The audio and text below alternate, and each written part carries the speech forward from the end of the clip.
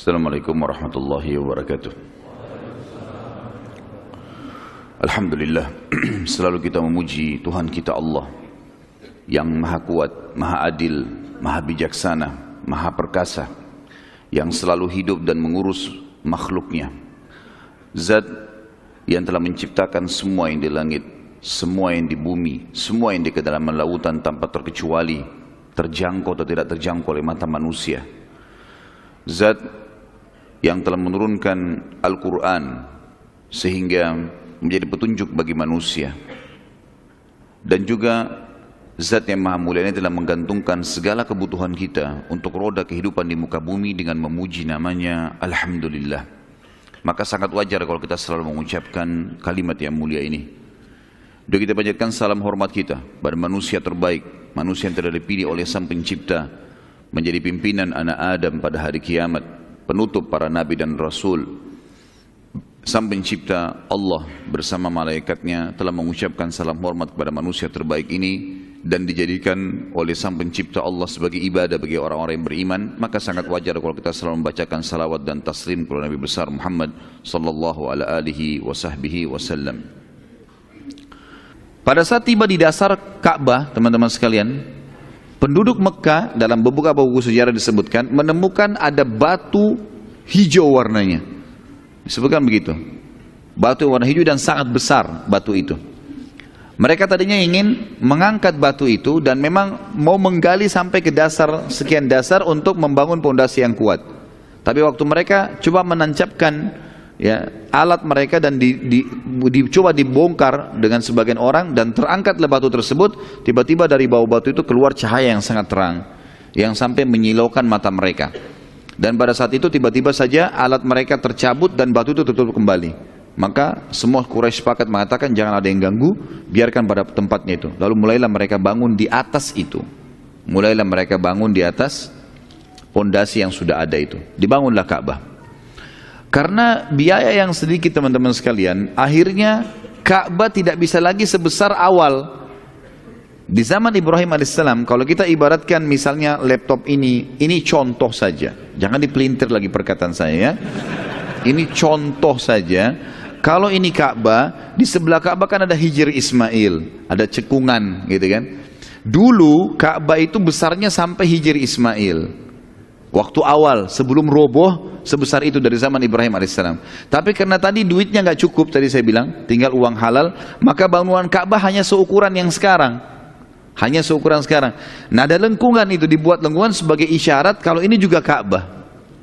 Kan termasuk sunnah Nabi SAW sholat di dalam Ka'bah. Nabi SAW pernah datang ke Mekah lalu sholat di dalam Ka'bah. Waktu pembebasan kota Mekah, beliau sholat dalam Ka'bah. Sunnah Nabi SAW. Ibnu Umar pernah mengerjakannya. Jadi kalau kita mau sholat dalam Ka'bah sekarang nggak mungkin pintunya ditutup kan, karena terlalu banyak manusia sekarang. Kalau dibuka nanti akan jadi fitnah, gitu kan? Banyak kan, masya Allah ahli pahat ya. Nanti Ka'bahnya dipahat-pahat sembarangan nanti jadi masalah. Maka di Hijr Ismailnya itu kalau orang sholat sama sholat dalam Ka'bah. Makanya oleh kerajaan Saudi sekarang dibuatin lengkungan itu dipasang pintu. Dan itu kalau sudah mau iqamah sholat ditutup, nggak bisa orang masuk lagi sholat. Karena kalau antum sholat situ, antum di depannya imam. Loh iya, itu dalam Ka'bah berarti kan gitu. Baiklah, ini cekungan ini berarti bagian dari Ka'bah. Sabda Nabi SAW yang masyhur dalam hadis sahih, beliau mengatakan kepada Aisyah, wahai Aisyah, laula anna qaumiki hadithu ahdi bil Islam labanaitu Ka'bata ala qawaid Ibrahim. Kalau bukan wahai Aisyah, kaummu orang baru mengenal Islam, maksudnya orang-orang Mekah, yang penduduk Mekah, karena Aisyah dari Mekah radhiyallahu anha, maka pasti aku akan membangun Ka'bah, memasukkan itu sesuai dengan pondasi awalnya Ibrahim. Karena Nabi SAW tidak bongkar, Nabi cuma bilang begitu pada Aisyah, tidak ada yang berani bongkar. Abu Bakar, Umar, sampai sekarang tidak ada yang berani bongkar, gitu kan? Dibiarkan saya dalam kondisi yang sama. Tapi ini historinya seperti itu. Baiklah, bangunlah Ka'bah, tapi besarnya menjadi seperti sekarang ukurannya, bukan lagi pondasi yang awal. Sudah selesai dibangun semuanya dengan susunan batu, dengan dimasukkan kayu di antaranya segala macam. Sudah selesai, sudah rapi. Maka sekarang tinggal bagaimana meletakkan Hajar Aswad. Posisinya tetap sama. Kalau sekarang kan sudah ada lengkungan besinya. Zaman dulu nggak ada, cuma ditempelin begitu saja Hajar Aswad itu. Dan Hajar Aswad dulunya besar ya, dulunya besar. Sekarang Hajar Aswad itu sudah mengecil teman-teman sekalian. Maksudnya saya mengecil ini, kalau antum memang punya kesempatan Allah mudahkan mencium Hajar Aswad, antum lihat ke dalam nanti akan lihat ada serpihan-serpihan batu itu. Ada serpihan batu. Itu Hajar Aswad yang asli. Jadi pernah ada Karamitah, orang-orang yang berfaham Syiah, dulu pernah menyerang Mekah, kemudian membunuh banyak muslimin, kemudian mengambil Hajar Aswad, dibawa ke negeri mereka, gitu kan. Dan pada saat mereka dikalahkan, barulah batu itu dibawa kembali dan memang sudah terpecah, gitu. Seperti itulah, ya. Yang jelas Hajar Aswad ini teman-teman sekalian, pada saat mau ditaruh di tempatnya, tiba-tiba saja pada saat itu orang-orang Quraisy berselisih, ya. Berselisih siapa yang menaruh Hajar Aswad. Kalau membangunnya semua rame-rame, tapi meletakkan Hajar Aswad ini histori yang tidak terlupakan, gitu kan? Akan dikenang sepanjang masa. Dan ada satu hal yang merupakan ciri khas orang-orang Quraisy, dan ini orang-orang penduduk Mekah teman-teman sekalian, mereka itu suka mempertahankan harga diri, ya. Dan itu lebih mahal bagi mereka dibandingkan yang lainnya. Mereka siap berperang untuk martabatnya, gitu. Maka karena ribut nih, yang bertanggung jawab tentang Ka'bah adalah Bani Abdiddar, suku Abdiddar. Saya pernah jelaskan Abdiddar bertanggung jawab dengan Ka'bah, Abdul Manaf bertanggung jawab dari Siqaya, memberikan minum. Maaf tadi saya keliru mengatakan ya. Jadi Abu Talib itu bukan membiayai jemaah haji, tapi dia mengurus Ka'bah karena dia dari Bani Abdiddar, ya. Abdiddar ini sibuk mereka mengurus Ka'bah. Maka Abdiddar mengatakan, kami yang paling berhak untuk meletakkan Hajar Aswad, gitu. Kemudian tiba-tiba saja ada di antara orang-orang Abdiddar menyembelih seekor kambing, domba, darahnya ditaruh di ember, lalu kemudian mereka bawa dekat Ka'bah, ditaruh batu yang tinggi, di atas batu yang tinggi ditaruh, lalu mereka mengatakan, dicelup tangannya di darah itu, lalu mereka angkat tangannya. Mereka mengatakan, kalau ada yang meletakkan Hajar Aswad selain kami, pertumpahan darah. Ini hak kami, ini Ka'bah kami yang urus. Nah, mereka yang bertanggung jawab, gitu kan? Mereka yang bertanggung jawab. Maka melihat kejadian tersebut, mulailah muncul suku-suku yang lain. Suku Makhzum, sembelih juga domba, tumpah juga darah di ember, taruh juga di batu, celupin. Darah juga nih. Demi Allah, kalau ada yang letakkan Hajar Aswad selain kami, pertumpahan darah. Keluar lagi suku Adi, sukunya Umar bin Khattab. Ini sebelum masa kenabian, ya. Juga sama, sembelih domba, tumpah darah, buru-buru mereka lakukan semua itu. Taruh lagi di tempat tinggi, celupin darah. Kami juga. Demi Allah, siapa yang letakkan Hajar Aswad selain kami, maka perang, tumpah darah. Ribut semua suku-suku ini. Ribut semuanya. Dan ini kejadian yang luar biasa ini, ya. Dan ini sudah susah teman-teman dibendung, ya. Seperti misal contoh, saya kasih rasionalnya. Kalau kita lagi jalan 3 orang di sini, ada 3 orang di sebelah sana, ya. Terus tiba-tiba ada 1 orang di sini iseng, nantang yang di sana itu, apalah kata-kata atau apa. Apalagi kalau sampai lempar batu, berantem tidak kira-kira? Berantem. Dan kalau sudah berantem ini tawuran itu susah dibendung itu. Makanya harus dilakukan sebelum terjadi, gitu kan? Ya, kalau sudah terjadi susah ini. Benar atau salah sudah kacau semuanya, gitu. Ini sudah memanas kondisi Mekah. Dan Hajar Aswad ada di situ. Ini kalau 1 orang saja mulai memegang Hajar Aswad, udah perang nih. Dan pada saat itu teman-teman sekalian, sebagian ahli sejarah mengatakan, orang-orang Quraisy, masing-masing suku sudah menghunuskan pedangnya dan sudah mengelompok-ngelompok. Ini sudah siap menyerang berarti. Ngelompok-ngelompok siap suku. Dan ini kejadian spontan terjadi. Ada di antara orang-orang Mekah yang faham dengan masalah bahayanya ini, mereka pun segera mendatangi seseorang yang bernama Abu Umayyah bin Mughirah. Abu Umayyah bin Mughirah ini salah satu orang yang dituakan sekali, ditokohkan di Mekah. Umurnya waktu itu sudah 120 tahun. Abu Umayyah ini bisa dikatakan penentu keputusan terakhir lah. Orang yang dianggap bijaksana, kalau sudah dia yang ngomong, orang Mekah pada dengar, gitu. Datanglah beberapa tokoh Quraisy, Abu Umayyah begini kejadian loh. Maka dia pun datang. Waktu dia datang, diiklankan segera waktu itu di situ, lalu mengatakan, wahai penduduk Mekah, Abu Umayyah bin Mughirah sudah datang dan akan menengahi permasalahan kita ini. Orang semua tenang, diam. Dan Abu Umayyah naik di batu yang tadinya mereka letakkan darah-darah itu. Disuruh pindahin semua, Abu Umayyah naik di situ. Lalu kemudian Abu Umayyah berkata, wahai kaumku, demi Allah, kalau seandainya kalian saling bunuh-membunuh, kira-kira siapa yang akan tinggal lagi di Mekah? Siapa yang akan jadi pemimpin Mekah? Sementara kalian memang penduduk aslinya Mekah. Tidak mungkin itu terjadi. Dan saran saya adalah kalian harus memilih hakim yang jadi penengah di antara kalian. Maka tokoh-tokoh Quraisy mengatakan, baiklah, kami setuju. Tapi kira-kira menurut anda siapa hakimnya? Abu Umayyah bilang begini, baiklah, saya akan tentukan siapa hakimnya, tapi saya mau mengambil kesepakatan dulu. Kalau saya sudah tunjuk, kalau saya bilang satu keputusan, kalian harus sepakat. Semua harus terima. Mereka mengatakan, baiklah, kami sepakat. Ditanya semua suku, kumpul semuanya. Setuju, setuju, setuju, semua setuju. Gak ada masalah ya? Baik. Sekarang mereka pikir tadinya si Abu Umayyah ini mau nunjuk salah satu dari suku itu atau menunjuk dirinya. Ternyata enggak. Abu Umayyah bilang begini saja, supaya adil. Ini pintu gerbang. Kebetulan pintu gerbang Mekah waktu itu kelihatan dari Ka'bah. Bisa terlihat pintu Bani Syaibah namanya, jauh.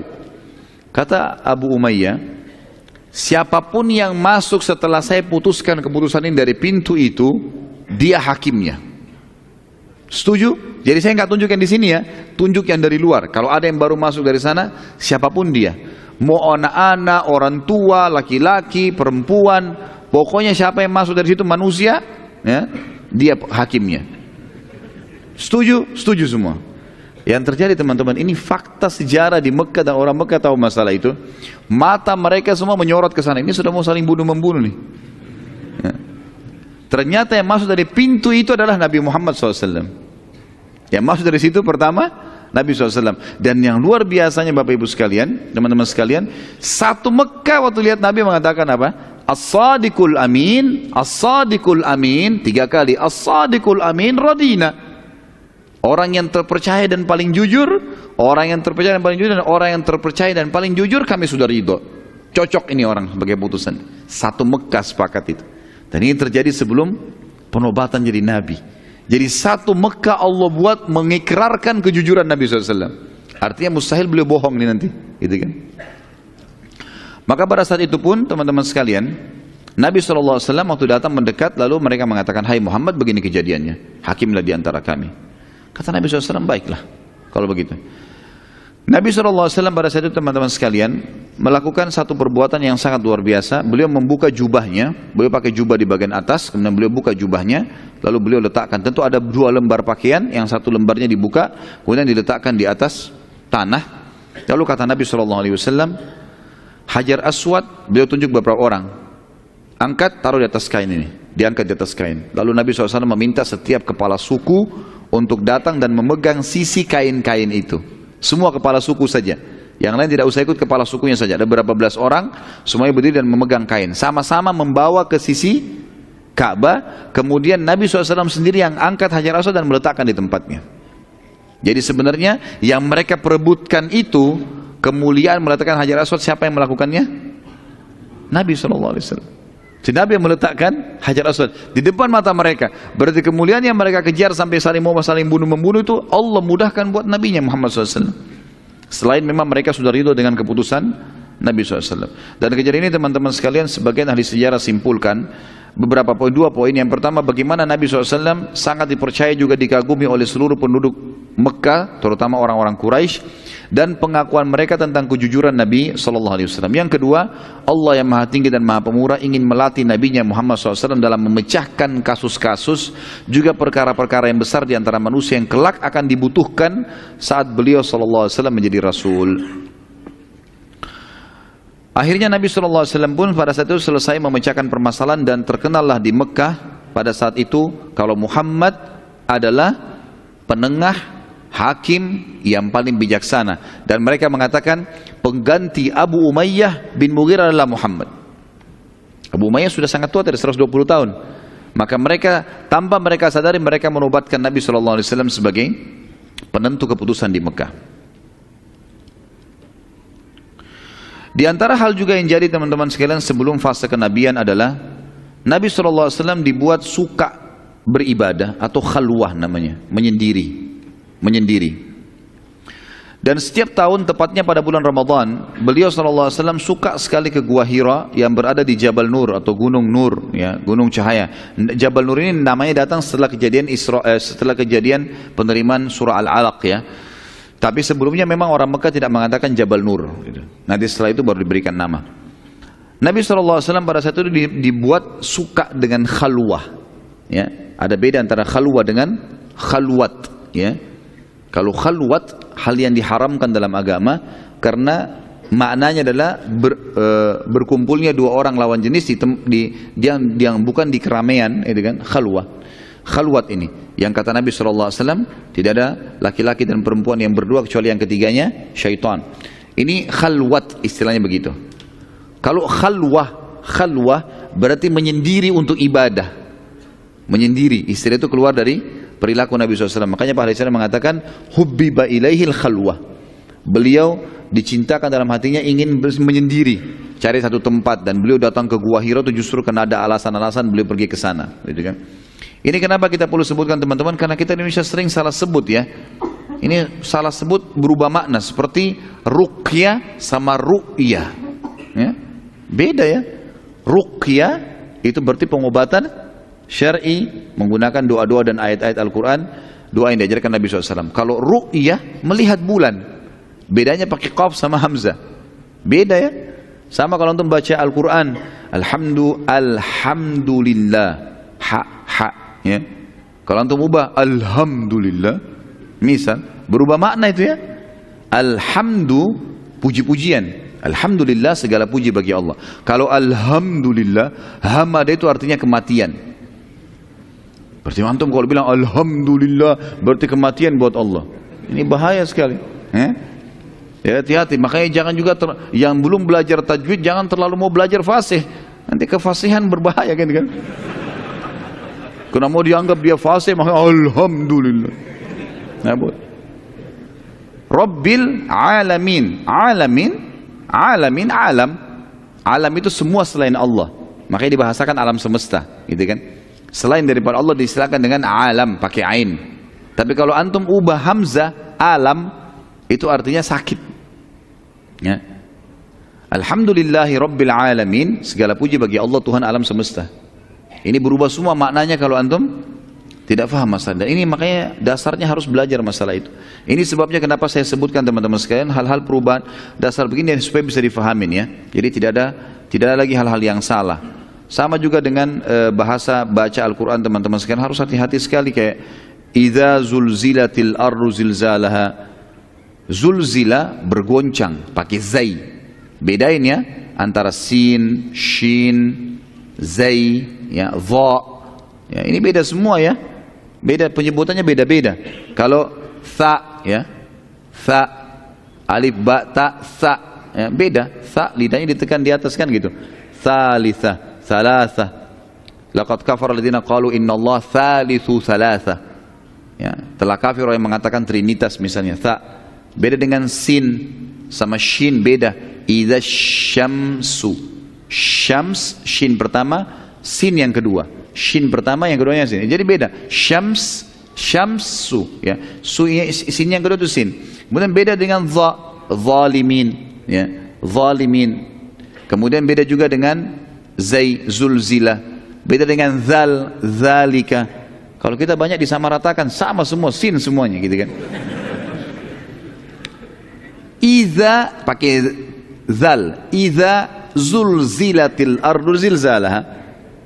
Indonesia baca banyak, kita baca isa sulsilatil ardu zilzalaha. Semua sin. Zulzila waktu bumi bergoncang. Sulsila, silsila artinya bersambung-sambung. Beda semua maknanya, gitu kan? Jadi memang harus dipelajari masalah teman-teman sekalian.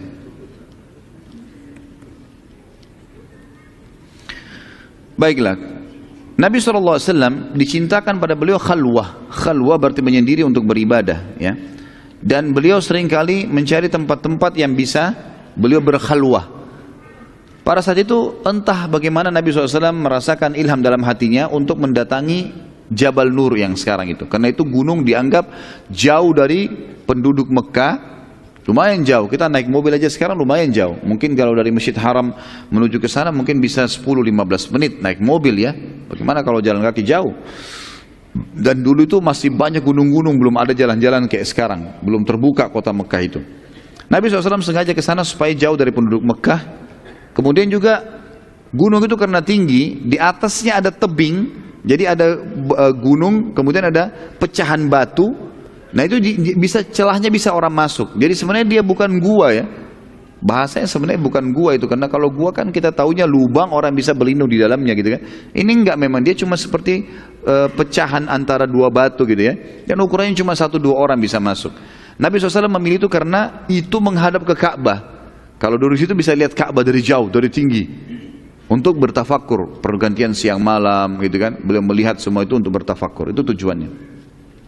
Nabi SAW pada masa penobatan kenabian tercintakan untuk beliau khalwah itu, dan beliau memilih Jabal Nur tadi karena alasan tadi yang sudah saya sebutkan gitu. Kemudian Nabi SAW juga dicintakan atau dimunculkan kepada beliau ru'ya sadiqah. Ru'ya sadiqah. Apa itu ru'ya sadiqah teman-teman? Mimpi yang benar. Mimpi yang benar. Dan ini adalah salah satu bagian dari kemukjizatan kenabian yang terbagikan untuk semua orang beriman. Ininya ya, bukan mukjizatnya. Sebagaimana sabda Nabi SAW, ru'ya sadiqah, mimpi yang benar dilihat oleh orang-orang beriman. Itu adalah salah satu cabang 60 mukjizat kenabian.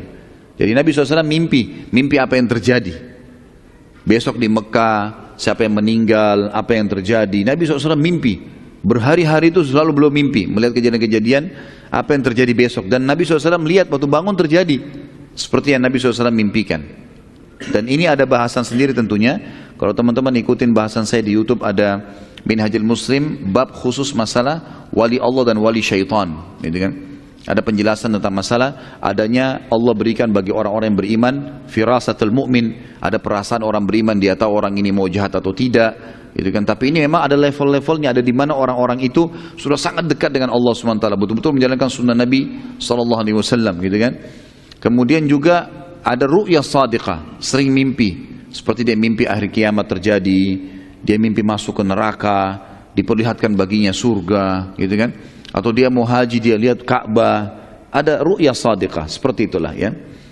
Baiklah, Nabi SAW juga pada itu sering diberikan ru'ya sadiqah, dan beliau bersabda tadi, mimpi yang benar atau ru'ya sadiqah adalah salah satu dari 63 bagian kenabian. Tentu teman-teman, lawannya ru'ya sadiqah adalah hilm. Hilm dari syaitan, ru'ya sadiqah dari Allah.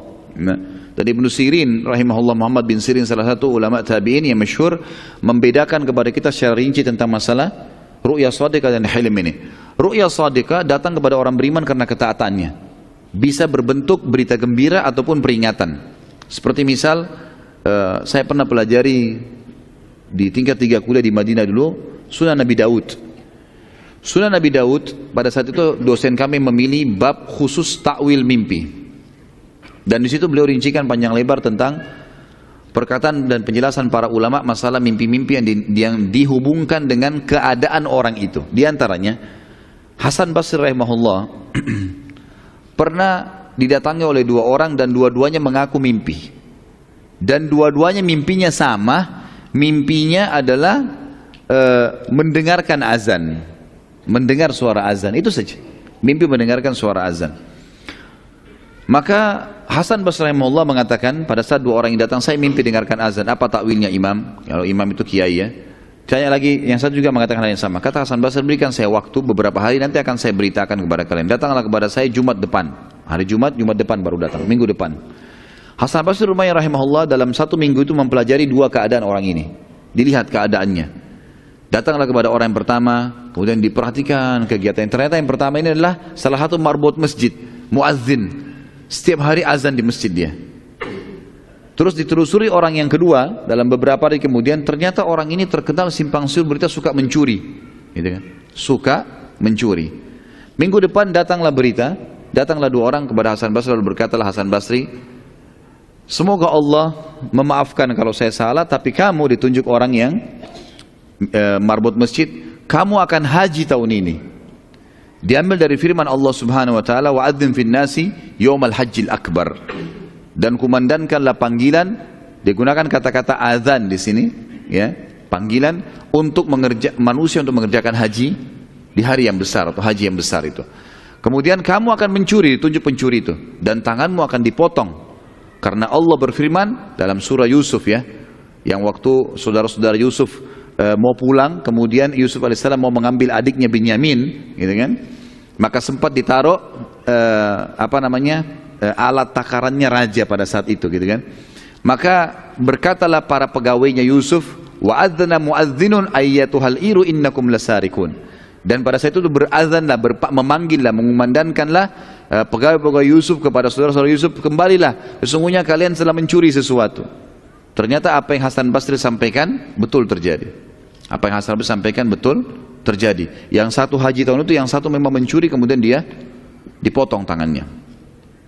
Jadi ada ru'yah shadiqah, bisa datang kepada orang beriman, memberikan peringatan kepada dia, gitu kan?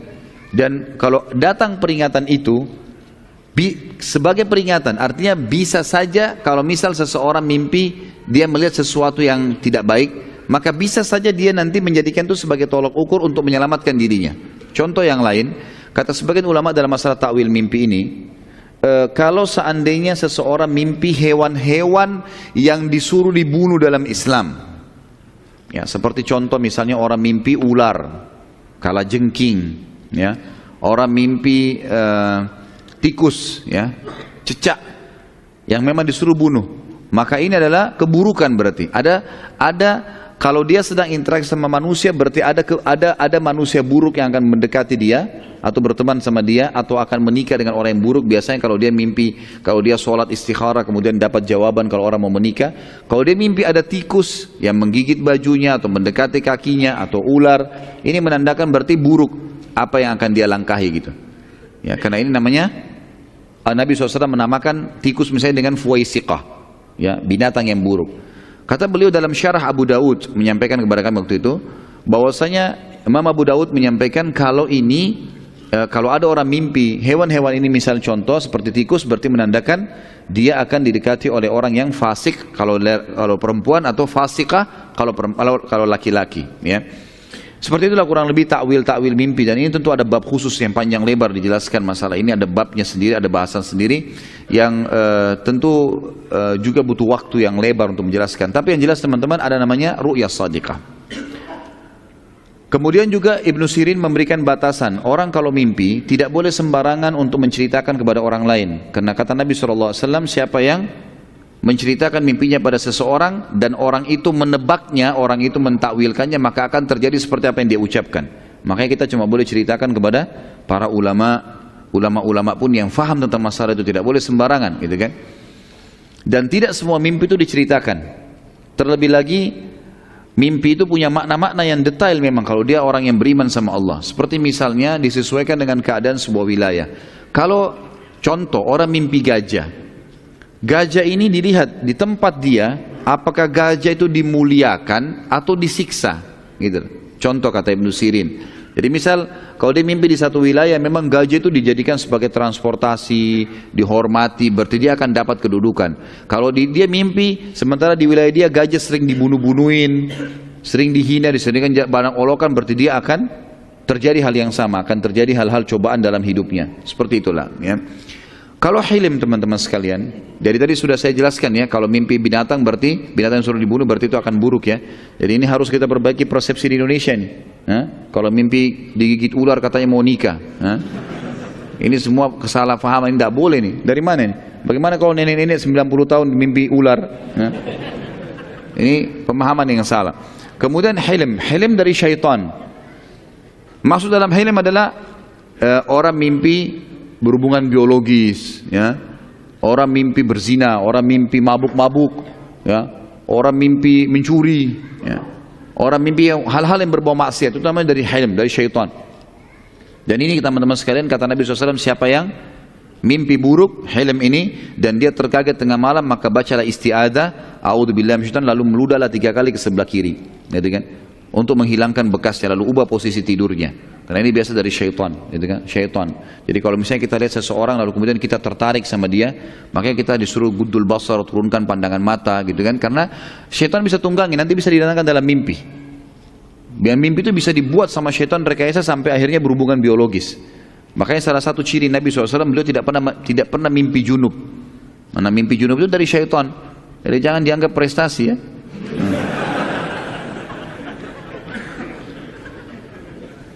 Jelas sampai sini ya? Masih kuat gak duduk ini? Benar. Bilang kalau sudah capek ya. Lanjut nggak? Jangan ada yang tunduk-tunduk ya.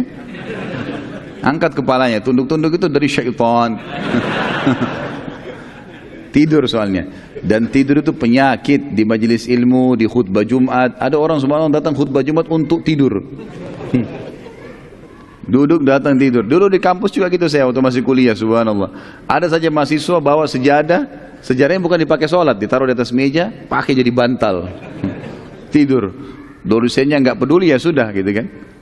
Jadi harusnya hati-hati. Dan tidur itu kata para ulama virus yang berbahaya, bakteri di dalam majelis ilmu. Kalau tidur juga sebelahnya tidur. Lama-lama gurunya juga tidur.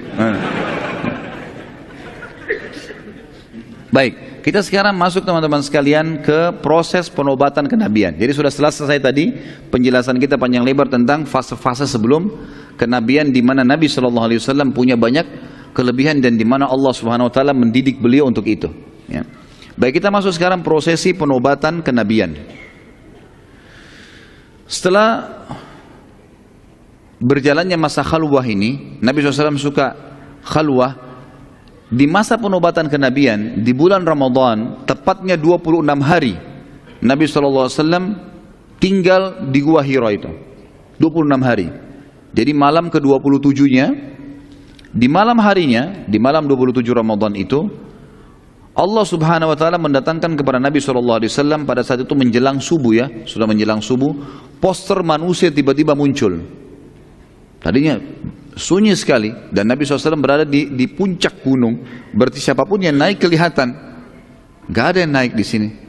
Tiba-tiba orang itu datang, ya tidak seperti menaiki gunung, muncul di hadapan Nabi SAW, menggunakan baju putih, kemudian langsung bicara dengan Nabi SAW. Dalam riwayat Bukhari, Nabi SAW mengatakan, telah datang kepadaku seseorang yang menggunakan pakaian yang putih bersih dan di tangannya terdapat sebuah kotak yang terbungkus dengan sutra dan di dalamnya terdapat sebuah buku.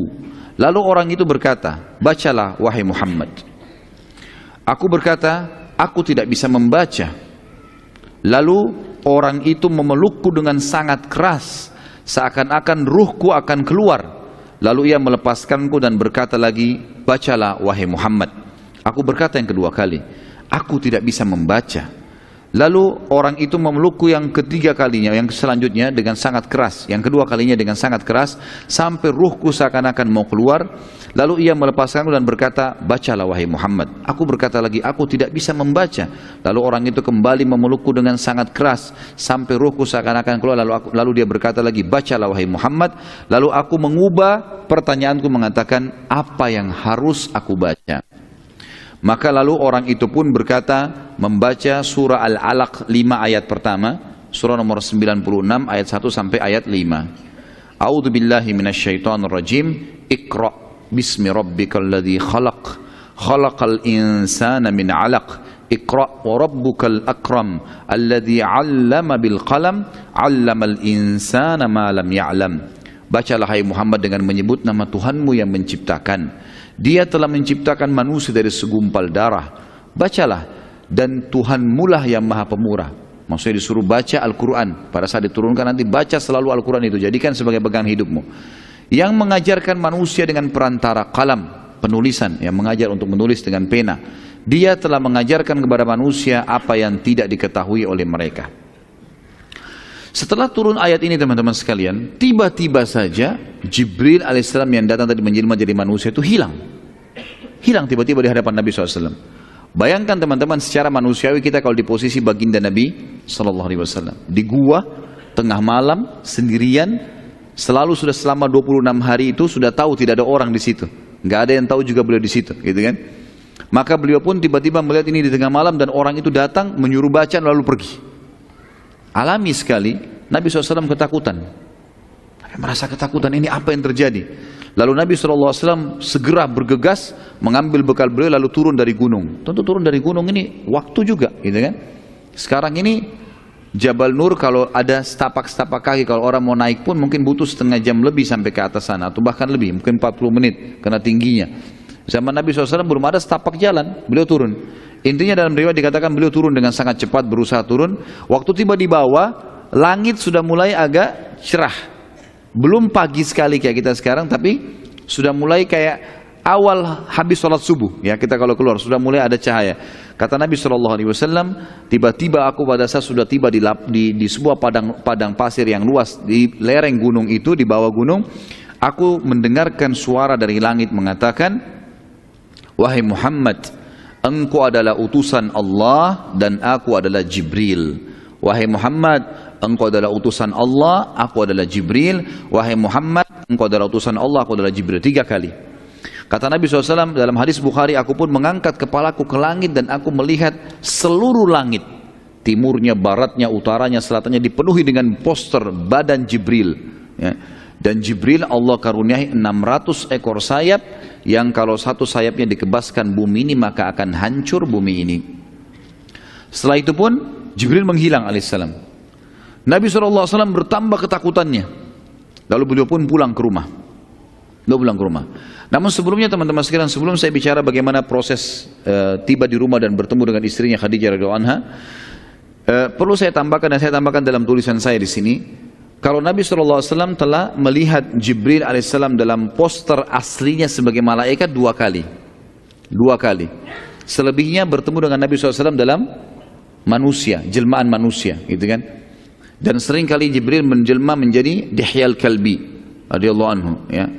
Baik, kita akan sebutkan pertemuan Nabi SAW yang kedua adalah pada saat terjadi Isra dan Mi'raj. Jadi pertama pada saat menerima wahyu ini, melihat poster asli malaikat. Dan yang kedua adalah pada saat Isra Mi'raj. Dan Allah sebutkan dalam surah An-Najm, surah nomor 53 ayat 1 sampai ayat 8. A'udzu billahi minasyaitonir rajim. Wan najmi idza hawa ma dhalla sahibukum wa ma ghawa wa ma yantiqu 'anil hawa in huwa illa wahyun yuha 'allamahu syadidul quwa dzu mirratin fastawa wa huwa bil ufuqil a'la. ثم دنا فتدلى فكان قاب قوسين أو أدنى فأوحى إلى عبده ما أوحى ما كذب الفؤاد ما رأى أفتمارونه على ما يرى ولقد رآه نزلة أخرى عند سدرة المنتهى عندها جنة المأوى إذ يغشى السدرة يغشى ما زاغ البصر وما طغى لقد رأى من آيات ربه الكبرى. Demi bintang ketika terbenam, maksudnya Allah yang mengatakan bintang yang terbenam, yang tidak kelihatan kalau pagi, itu adalah aku yang melakukannya. Kawan kalian Muhammad tidak sesat dan tidak pula keliru, dan tiada yang diucapkan itu Al-Quran menurut kemauan hawa nafsunya. Ucapan yang diucapkan adalah wahyu yang diwahyukan kepadanya, yang diajarkan kepadanya oleh Jibril yang sangat kuat, yang mempunyai akal yang cerdas. Dan Jibril itu menampakkan dirinya dengan rupa aslinya kepada Muhammad, sedang ia berada di ufuk yang tinggi tadi di langit itu. Kemudian dia mendekat, lalu bertambah dekat dengan wajah Nabi SAW. Maka jadilah dia dengan Muhammad hanya sejarak 2 ujung busur panah atau lebih dekat lagi. Jadi busur panah biasanya anggaplah lebarnya 2 meter misalnya. 2 anak busur panah itu cuma 4 meter antara Nabi SAW dengan Jibril.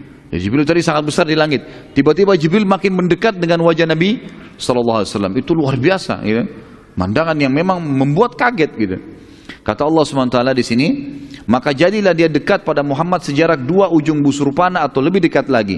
Lalu dia menyampaikan kepada Muhammad apa yang telah Allah wahyukan. Hatinya tidak mendustakan apa yang dilihatnya. Muhammad SAW betul melihat itu.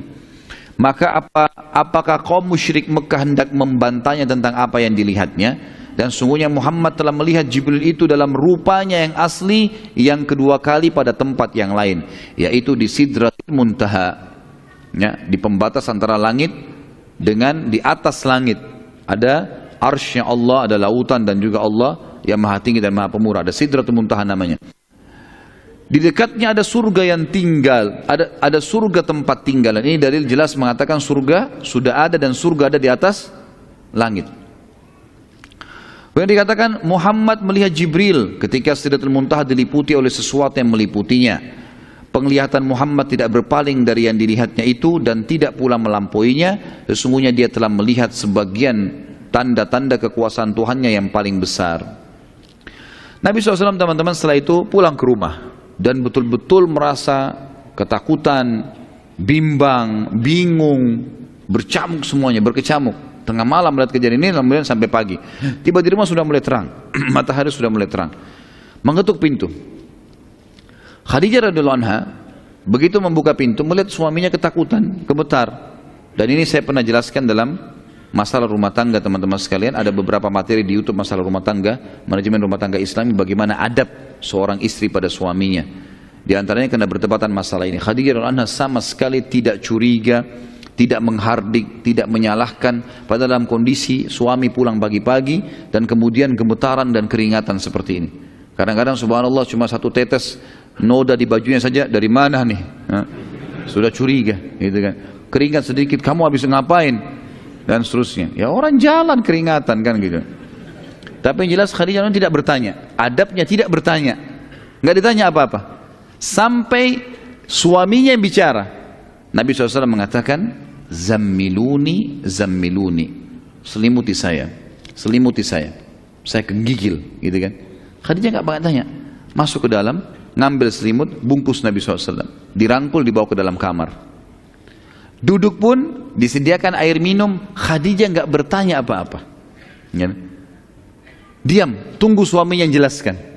Setelah Nabi SAW tenang, baru Nabi SAW ceritakan, wahai Khadijah, saya melihat begini, begitu, diceritain semua panjang lebar, sampai selesai semua, dan saya tiba di sini. Inilah yang membuat saya keringatan. Ada yang datang di malam hari baju putih berbicara pada saya, memeluk saya, menyuruh saya membaca dan turunlah, dan ada 5 kalimat ini yang diucapkan, dibacakanlah surah Al-Alaq Nabi SAW kepada Khadijah.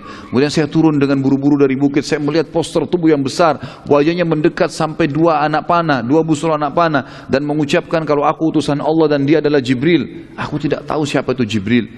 Kemudian setelah itu Nabi SAW dengan bingung, ketakutan mengucapkan itu sampai selesai.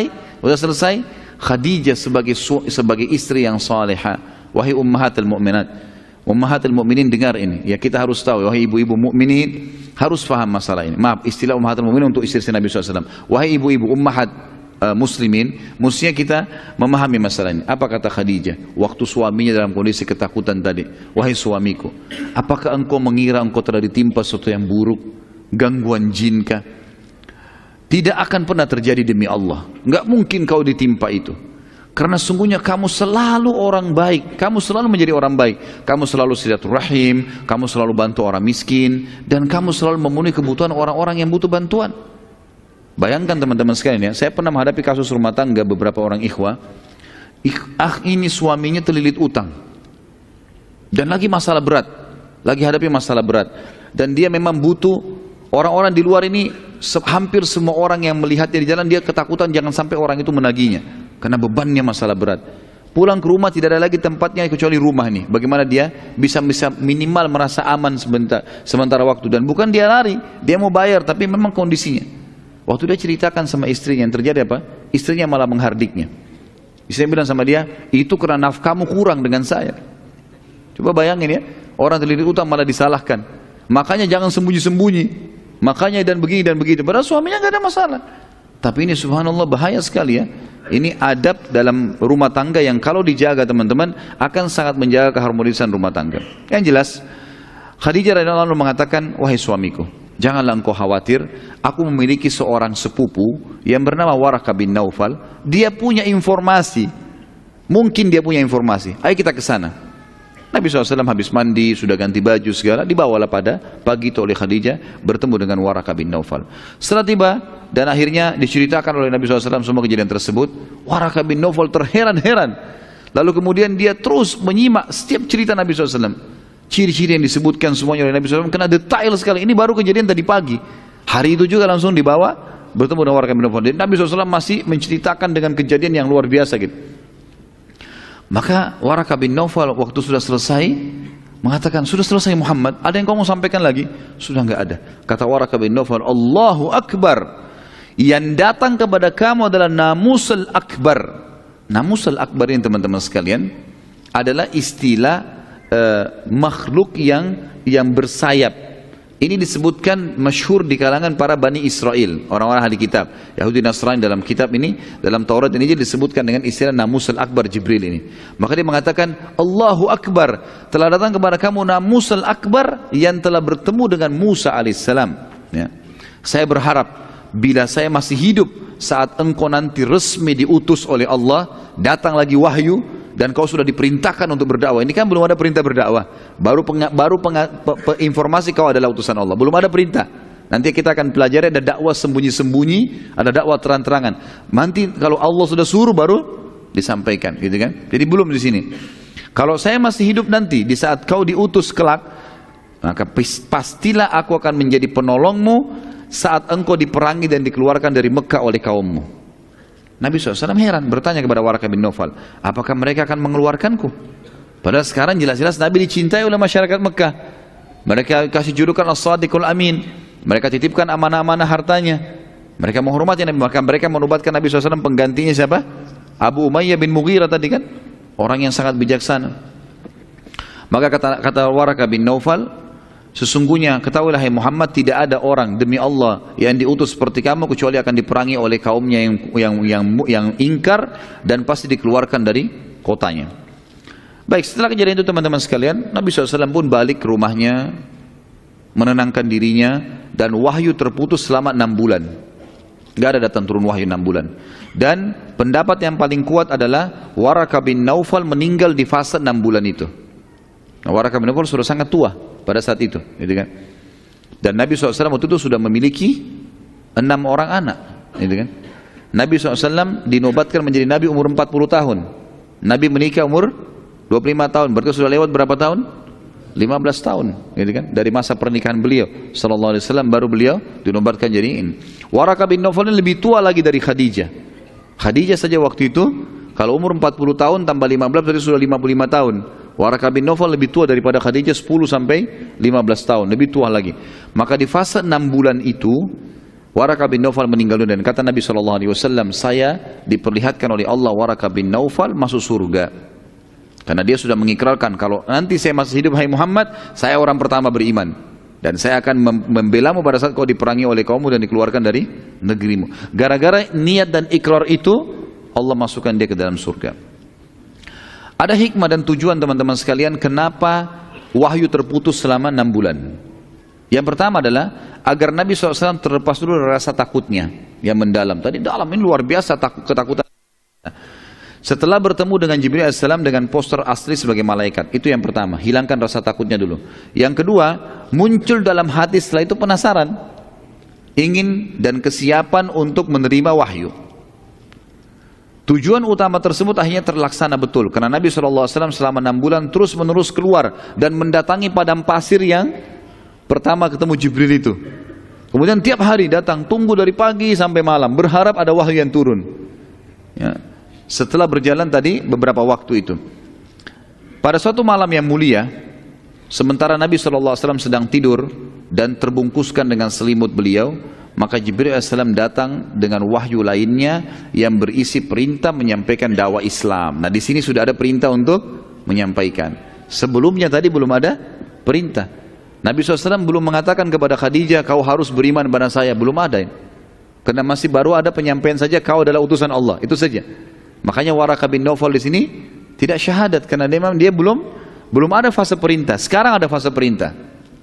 Maka turunlah pada saat itu teman-teman surah setelah Al-Alaq, surah yang turun nomor 2 adalah surah Al-Muddathir. Dan surah Al-Muddathir adalah surah nomor 74 dalam Al-Quran, ayat 1 sampai ayat 7 turun. Dan ini juga teman-teman sekalian, saya berikan jawaban tentang kalau ada pertanyaan, Ustadz kenapa Al-Quran 30 juz? Surah pertama Al-Fatihah, surah kedua Al-Baqarah, surah ketiga Al-Imran, seterusnya 114 An-Nas.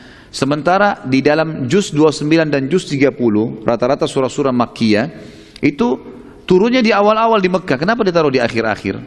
Siapa yang menaruhnya? Maka jawabannya adalah Nabi SAW yang menaruhnya, dan ini perintah dari Allah. Jadi kadang-kadang ada 2 ayat, 3 ayat turun, lalu Nabi mengatakan letakkan ini di surah ini nomor ayat sekian. Sampai surah Al-Quran seperti kita sekarang.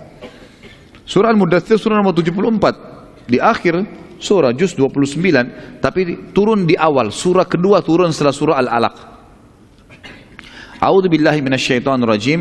Ya ayyuhal muddaththir kum fa'anzir wa rabbaka fakabbir wa thiyabaka fatahhir warrujza fahjur wa la tamnun tastakthir wa lirabbika fasbir.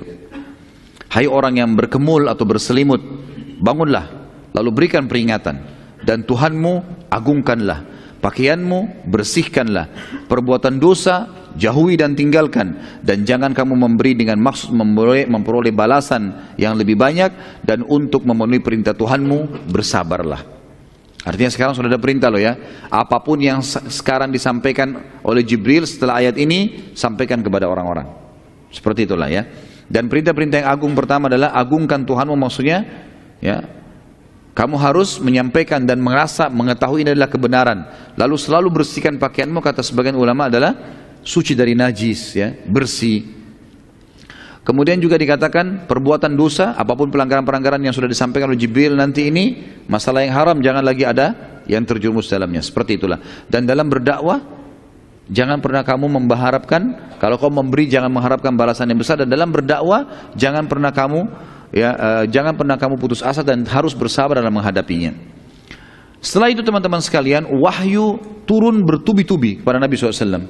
Setelah Al-Mudaththir 7 ayat, turun juga Al-Muzammil. Langsung pada saat itu juga turun surah Al-Muzammil, surah nomor 73 ayat 1 sampai ayat 7 juga. A'udzu billahi minasyaitonir rajim. Dari berkesinambungan turun ayat pada Nabi SAW.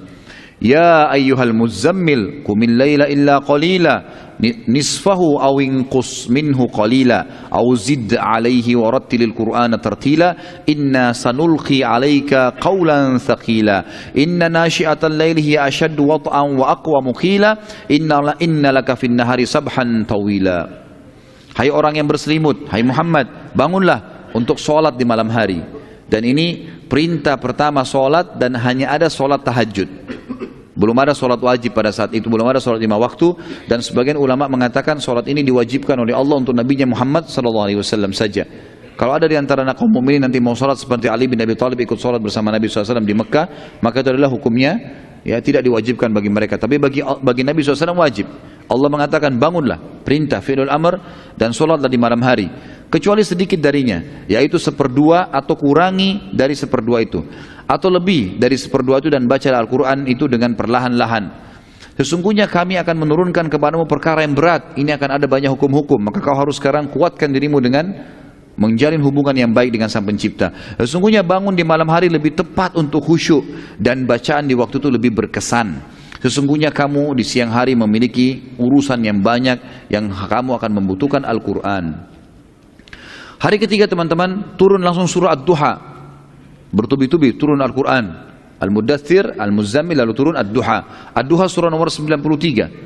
Lengkap 11 ayat turun. A'udzu billahi minasyaitonir rajim. Wad-duha wal-laili idza saja ma wadda'aka rabbuka wa ma qala walal akhiratu khairul laka minal ula wala sawfa yu'tika rabbuka fatarda alam yajidka yatiman fa'awa wa wajadaka dhallan fahada wa wajadaka 'ailan fa'agna fa'amal yatima fala takhar wa ammas sa'ila fala tanhar wa amma bi ni'mati rabbika fahaddits.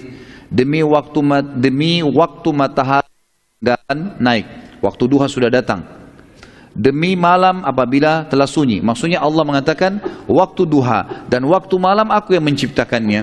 Ini fakta kalau aku adalah pencipta. Tuhanmu tidak meninggalkanmu hai Muhammad dan tidak benci padamu.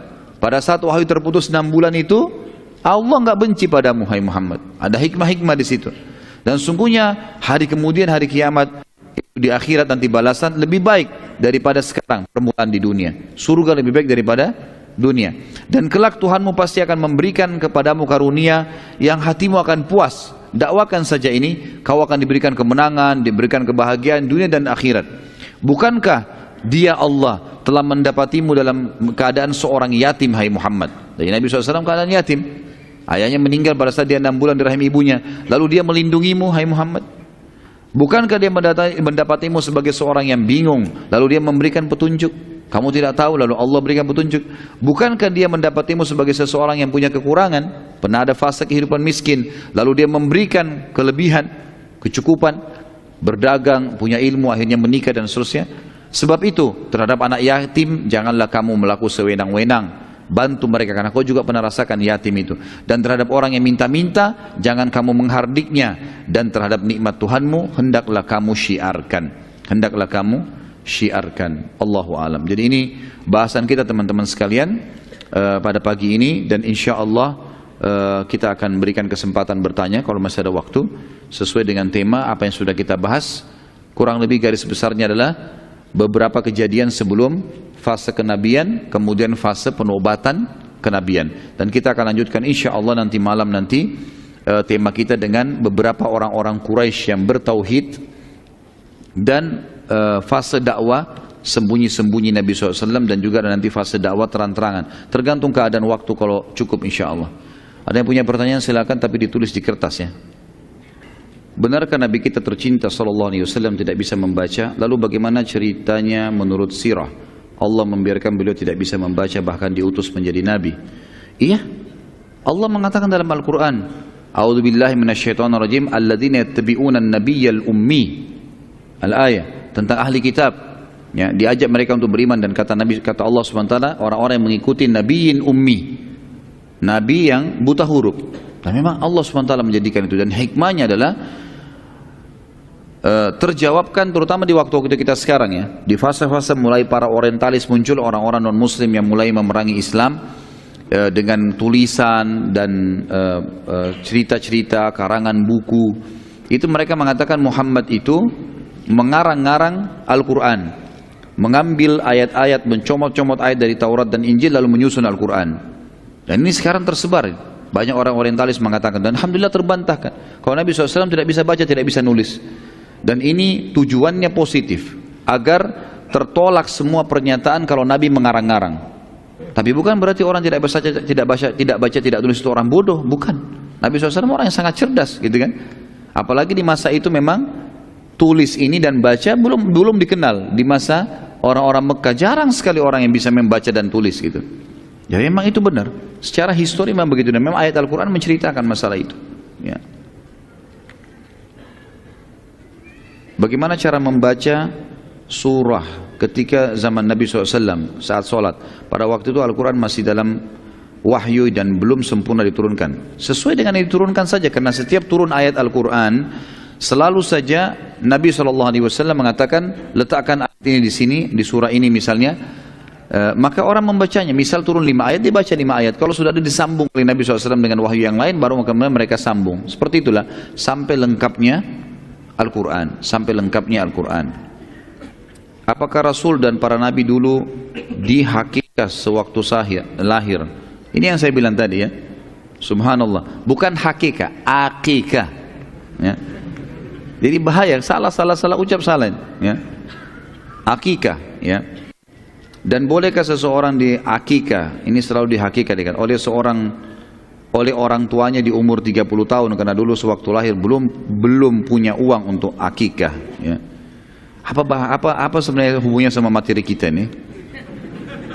Tapi supaya ada hubungannya, dihubungkan dengan Rasul dan Nabi ya. Baiklah. Intinya tanya masalah akikah kan? Kita sedang bicara masalah kelebihan Nabi SAW di Nabi, dan juga proses penobatan Nabi. Itu pertanyaannya.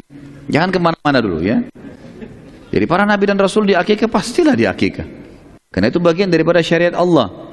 Dan ada di antara syariat-syariat Allah yang tidak terhapus, ya, tidak terhapus, tapi masih berjalan gitu.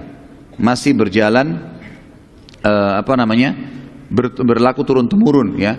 Di antaranya masalah akikah ini, ya. Masalah memotong kuku ya.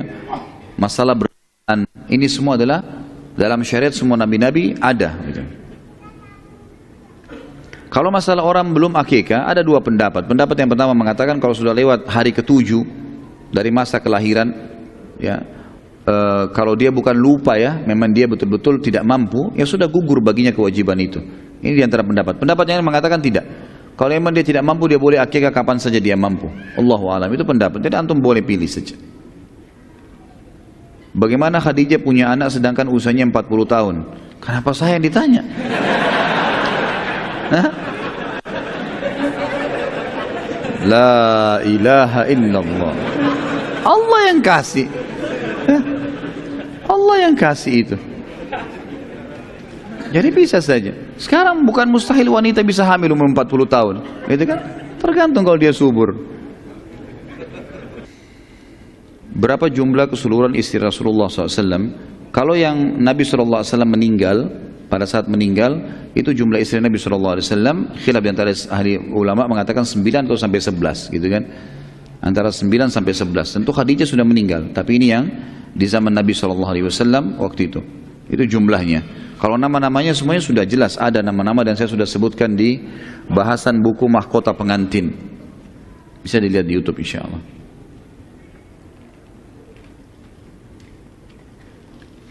Apakah nama istri Nabi memang menggunakan nama Siti di depannya? Contoh Siti Khadijah. Enggak ada. Ini karangan made in Indonesia. Enggak ada Siti. Pernah antum baca ada hadis begitu Siti Khadijah, Siti Aisyah? Enggak pernah. Kecuali buatan antum itu.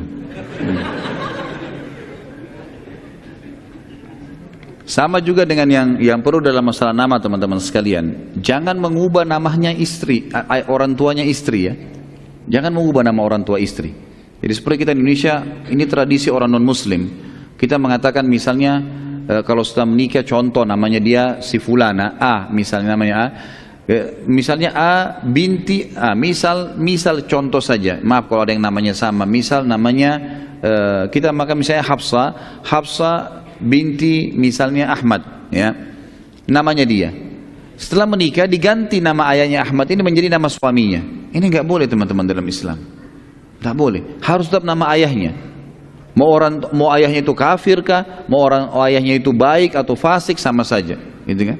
Jadi tidak boleh diubah ini. Makanya istri-istri Nabi Ummahatul Mukminin radhiyallahu anhunna itu semuanya tetap Aisyah binti Abi Bakar. Tidak pernah kita dengar Aisyah Muhammad, gitu kan? Hafsah Muhammad, nggak pernah ini. Maka sebagai jangan sampai menisbatkan diri kepada suami, tetap aja. Kalau ditanya suaminya siapa, suami saya fulan, gitu kan? Tapi bukan berarti dimasukkan ke dalam nama. Ini ada pertanyaan diselipin, bolehkah angkat tangan pada saat doa? Boleh, boleh angkat tangan, tidak ada larangan, nggak ada masalah. Kalau antum merasa lebih khusyuk dengan angkat tangan. Kalau tidak, antum merasa takut riak dan segalanya, maka ini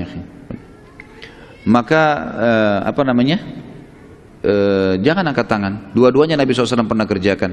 Kadang-kadang kalau ada sahabat mengatakan, ya Rasulullah doakan saya, Nabi SAW mendoakan langsung tanpa angkat tangan, atau memegang dada sahabat itu sambil mengatakan semoga Allah beginikan atau semoga Allah begitukan, gitu ya. Nabi SAW doakan. Tapi ada juga hadis tentang angkat tangan, seperti misalnya hadis yang bunyi. Dan ini pernah disebutkan oleh Syekh Abdul Razak dalam materi beliau masalah doa dan zikir, gitu kan? Hadis ini dihasankan oleh para ulama. Kalau tidak salah riwayat Abu Daud, kalau tidak salah, gitu kan? Tapi hadis ini disahkan oleh para ulama hadis. Yang kata Nabi SAW, Allah malu menolak permintaan seorang hamba yang mengangkat tangannya ke langit, gitu kan? Jadi memang itu dibolehkan. Allahu a'lam.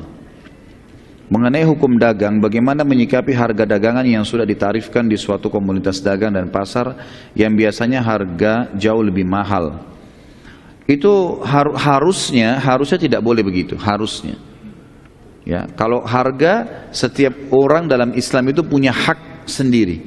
Dia beli produk berapa, dia mau jual berapa, itu haknya dia, semestinya. Kalau di pasar secara umum ya. Tapi kalau misalnya saya pemilik perusahaan lalu saya tentukan harga, itu hak saya. Saya tentukan sama semua distributor, silakan jual hanya harga sekian. Itu hak saya sebagai perusahaan, karena saya tidak mau kacau produk-produk saya. Boleh. Tapi kalau di pasar seperti pertanyaan ini, lalu ditaruh peraturan harganya harus sekian, ini jadi tanda tanya, kenapa harus seperti ini? Ya.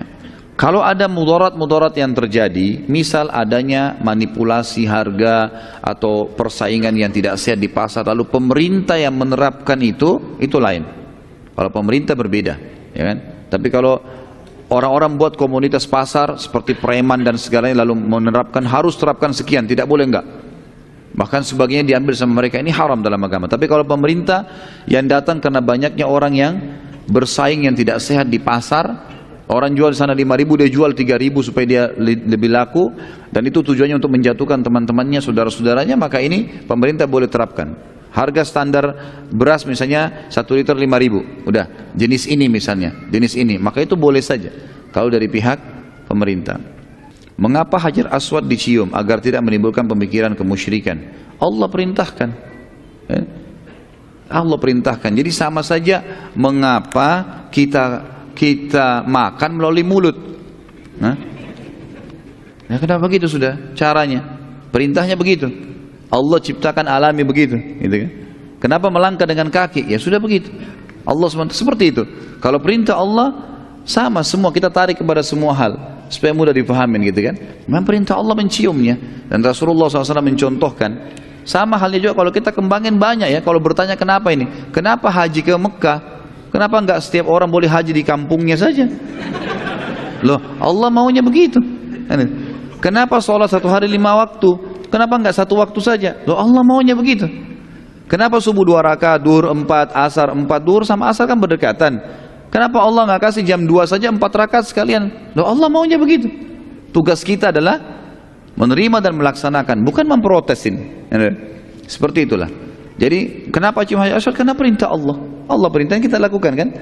Batu lain tidak kita cium karena tidak ada perintahnya. Kan itu. Gak boleh kita ambil batu dari Istiqomah sini ngambil cium. Nah.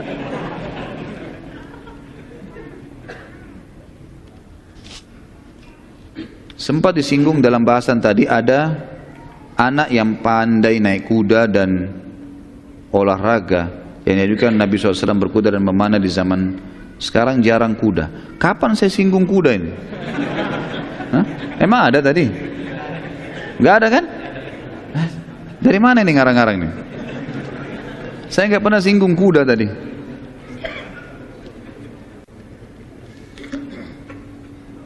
Tapi pertanyaannya sekarang di sini, kalau tidak usah dibahasakan tadi saya, karena saya tidak ingat, seingat saya tidak saya sebutkan tadi masalah disinggung naik kuda dan olahraga, gitu kan?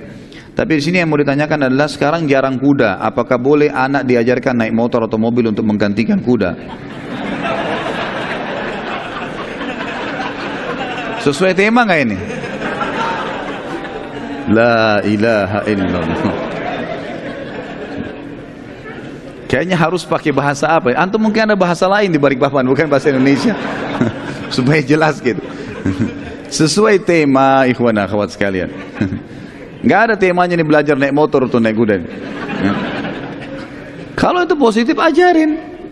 Nggak apa-apa ajarin mobil, motor kan baik untuk transportasi. Nggak ada sesuatu yang salah di situ insya Allah. Setelah mendapatkan wahyu pertama, apakah Nabi Muhammad SAW tetap ummi sampai beliau meninggal? Sudah kita jelaskan, itu ciri khasnya Nabi SAW. Sampai beliau pada saat menulis sulhu Hudaybiyah pun, beliau tetap tidak menulis. Dan beliau menyuruh Ali bin Abi Thalib yang menulisnya. Ya, sudah itu ciri khasnya. Allah SWT menyebutkan masalah itu bukan aib, untuk menjaga kemurnian wahyu dan tidak ada lagi syubhat yang akan dilemparkan kepada beliau sallallahu alaihi wasallam. Apakah yang dibawa malaikat Jibril adalah Al-Quran? Jawabannya iya, Al-Quran. Jibril AS hanya membawa wahyu Al-Quran kepada baginda Nabi sallallahu alaihi wasallam.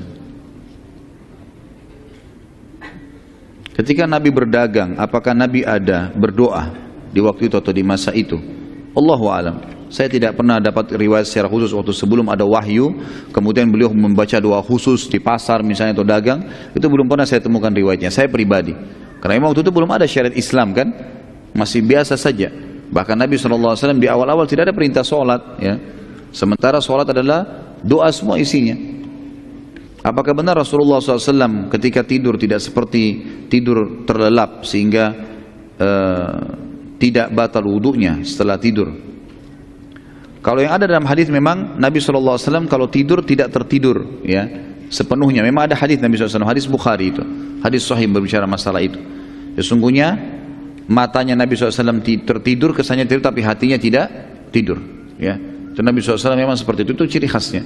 Sebagaimana juga ada hadis yang menyebutkan, kata Nabi SAW, sesungguhnya aku melihat kalian kalau lagi sholat. Jadi Nabi SAW lagi imam, Nabi SAW mengatakan, aku melihat kalian pada saat kalian sedang sholat menjadi makmum di belakangku. Bagaimana? Allahu a'lam, kuasa Allah SWT. Allah SWT berikan kelebihan baginda Nabi SAW. Dan teman-teman sekalian, wahyu yang disampaikan, tugas kita beriman, bukan tugas kita memprotes atau menanyakan bagaimana. Imani dulu, ada hikmahnya sudah. Nanti hikmahnya kita pelajari untuk menambah keimanan, bukan untuk terjadi penolakan. Karena memang akal dan fasilitas tubuh kita ini, hati, jaringan anggota tubuh, semua tangan, kaki, segala ini digunakan untuk menerima wahyu, bukan untuk memprotes wahyu. Karena nggak bakal bisa, nggak bakal nyambung. Karena banyak penyampaian wahyu nggak nyambung dengan akal manusia, itu kan? Nggak bisa nyambung semuanya.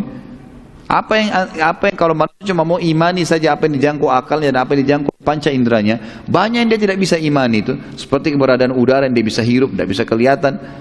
Kemudian banyak hal, ya banyak sekali hal. Adanya jin, adanya malaikat, ya adanya perasaan-perasaan yang kita rasakan, banyak tidak terjangkau oleh panca indera manusia. Allahu a'lam. Baik, kita berdoa kepada Allah SWT, semoga bahasan kita hari ini bermanfaat buat kita semua, dan semoga saja semua amal yang kita kerjakan diterima olehnya dengan kemahamurahannya. Semoga semua dosa yang pernah kita kerjakan juga dimaafkan dan diganti dengan kemahamurannya menjadi pahala. Dan semoga saudara kita di Palestina, di Syria, di Yaman, di Irak, di Myanmar, di Ahsa, dimanapun mereka sedang tertindas, semoga Allah ikhlaskan niat mereka, terima para syuhada mereka, mudahkan Islam di tangan mereka dan tangan kita semua. Dan semoga Allah dengan kemahamurahannya mempartisipasikan kita bersama mereka di pahala, baik dengan doa dan harta juga dengan jiwa kita. Dan semoga Allah menyatukan kita semua di surga firdaus tanpa hisab. Mari satukan kita di majelis ilmu yang mulia ini. Dan kita berdoa kepada Allah SWT, khususnya wilayah-wilayah, setiap wilayah kota dan wilayah desa di Indonesia diberikan pemimpin-pemimpin yang mukmin, yang saleh, yang beriman kepada Allah dan yang mengembalikan seluruhnya pada hukum Allah, Al-Quran dan Sunnah, dan juga sampai jajaran presiden dan pemerintahan Indonesia. Dan semoga negara kita menjadi contoh bagi negara-negara yang lain. Dan ini semoga Allah SWT kabulkan. Subhanakallahumma bihamdika asyhadu an la ilaha illallah astaghfirullah wa atubu ilaik. Wassalamualaikum warahmatullahi wabarakatuh.